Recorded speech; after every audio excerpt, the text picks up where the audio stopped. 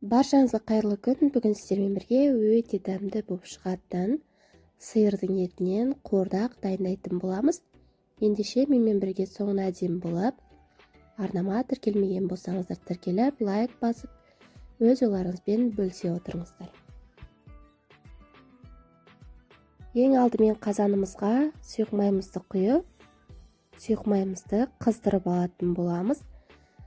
Сұйық майымыз қызғаннан кейін үстіне туралған еттерімізді және сүйек болса сүйек қосып жіберсеңіздер болады, яғни қабырға, кез келген. Өз қалауларыңыз бойынша кез келген етті қолдана берсеңіздер болады, жылқының, қойдың деген сияқты.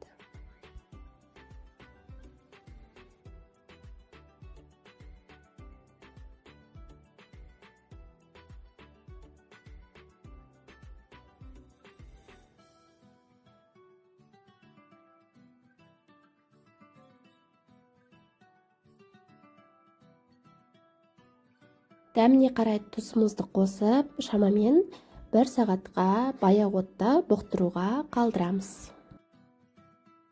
1 сағат өткеннен соң үстінен жұқалап туралған пиязымызды салып, жақсылап қуырып алатын боламыз.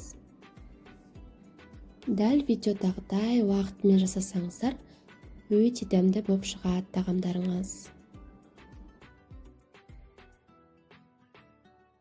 Пиязымызды қуырып алғаннан соң үстінен картопымызды қосатын боламыз. Картопты орташа 4 бұрыш формада турап алдым.